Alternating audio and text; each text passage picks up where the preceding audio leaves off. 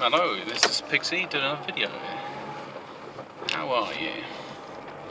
That's the main thing. That's it. It's better. You can have that, or have my air freshener and swing around in it. Starts to warm actually. So, right, 3 subjects I guess we cover. OMAD, some plant stuff, and maybe some no contact stuff. So where should we dive in? Plants. I've got some different plants that are growing. They're going to take a little while. I've got one that's from Russia, and it's Scolomia something. Scolamine. See, people use this. It's worse than roofies if they do something with extract. I have no intention of using it against someone nasty. I may use it in different ways. I'm looking at doing a book of shadows, so I may actually put some plants into the ink and use it on the paper. So there's kind of this spiritual connection, and you know. And also, if somebody burnt your book, you'd probably get high on it. It says bewitched. So that would be interesting, yeah, or something would happen. He turned him into a zombie, breathed in your burnt book. Yeah, I think I'll probably experiment myself, but yeah, it's just interesting, sort of how plants work and the effect they can have on your mind and stuff. You know, like you could take that and say you don't feel no pain, and then you might actually feel no pain. It's one of them things. It's kind of a suggestive thing. Or you could end up meeting somebody and they tell you what to do, and you would end up doing what they tell you, that you've been told by them. Depends what sort of commands they give.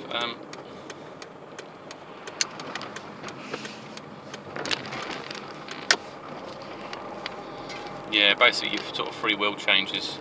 But then there's some other plants that do that, deliriums and stuff that have that ability. Like I could use it as a datura and use that in the ink and stuff. I don't really, not unless you've got a really strong extract of it. I doubt if you squashed out the blooming flowers into an ink and added that to the book, it would have any massive effect. It'd just be quite cool. That's all. Or if you make your own ink, you know, you could write it in your blood.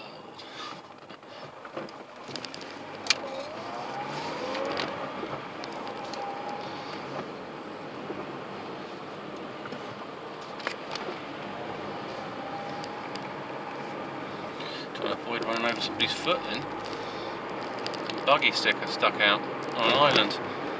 So yeah, that's just some of the things. I may transfer my cactuses into a bigger pot, throw them all together, now they're a bit bigger, and then reuse the bottles and grow my hemp plants. My hemp plants are alright, but they're a bit weedy at the moment because it's not as sunny. When the sun picks up, it should be fine. It's just not quite there yet.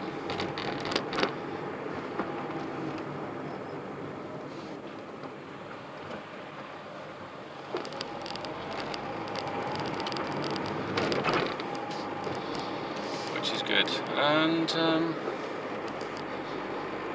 what else? I've got my brumasia. I really need to get it into a different pot. Probably needs to be in a dish, I should say. It needs a bigger dish at the bottom of it. But it might start squirting out. Start playing around, it's like drenching my carpet. Bloody hell.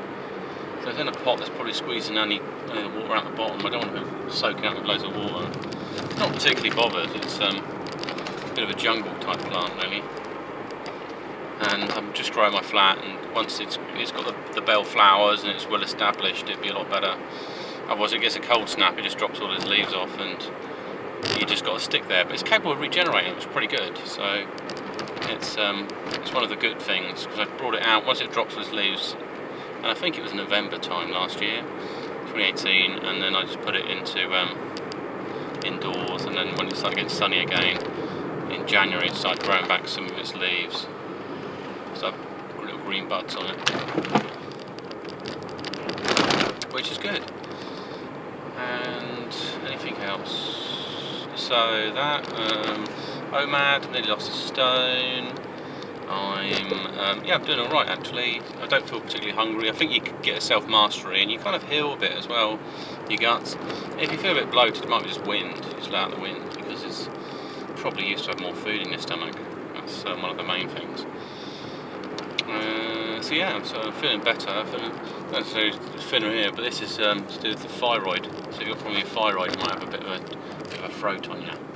It might take longer to heal, so you heal in different areas of your body. I take colloidals at night.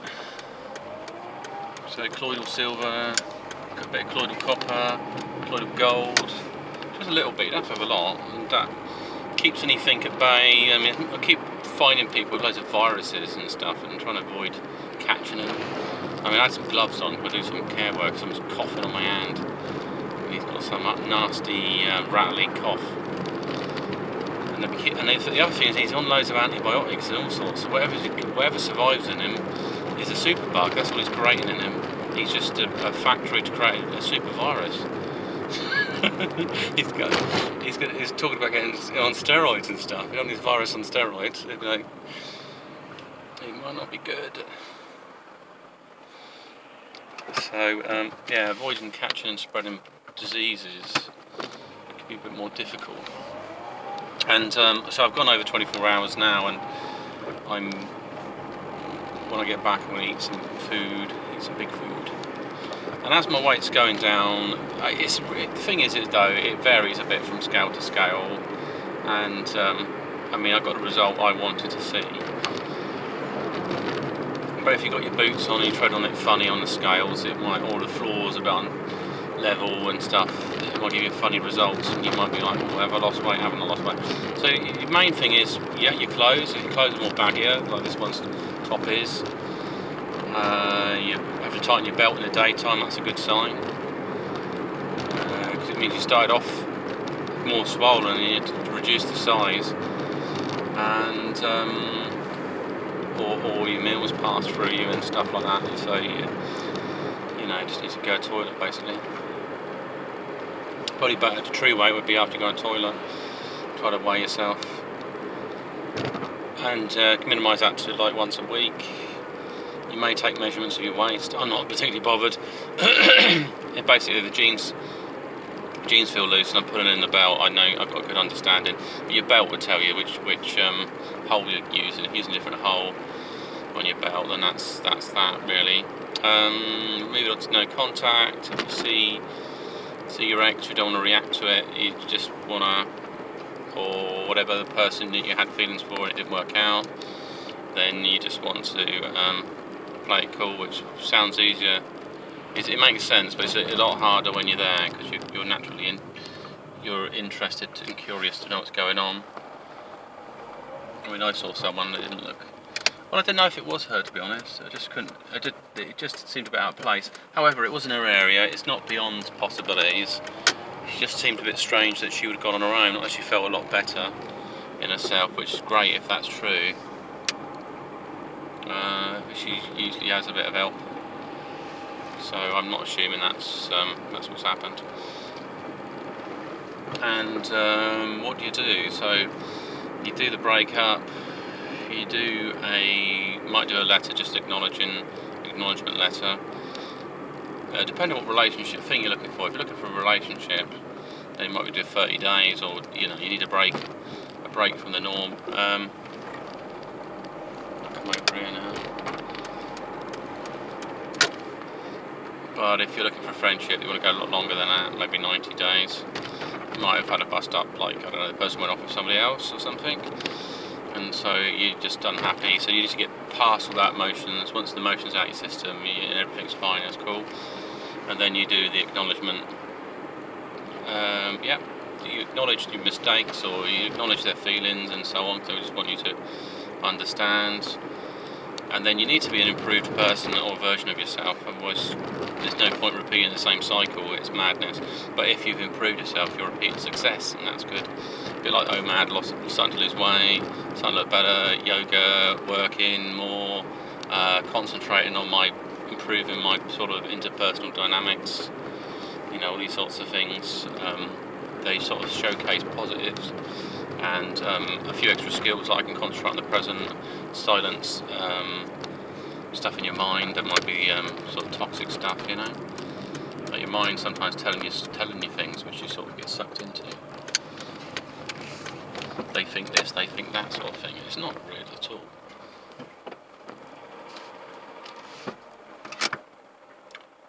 Yeah, that's fine.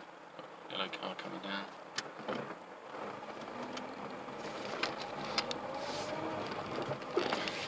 And then what do you do? What would you do if you still think this person's amazing, and it was it was just like they needed time to recover? So let's say it's been 6 months gone by, which I'd probably do. And if you haven't reached out to your other letter, just do a postcard type letters. Just do a one-off, like hope you're doing well. You know, yeah, just keep it quite small. Could be that there's somebody you've come across that you know they'd be interested in, or something, and you've shared it. I think you might be interested in this. Hope you're doing all right, and hope we can, hope we can have a coffee sometime, or some. You leave it at that. Depends how you want to be, or if they're recovering out of some other relationship they had. Maybe you say, look, I'd like to take you out for a coffee, or we could see a movie or something.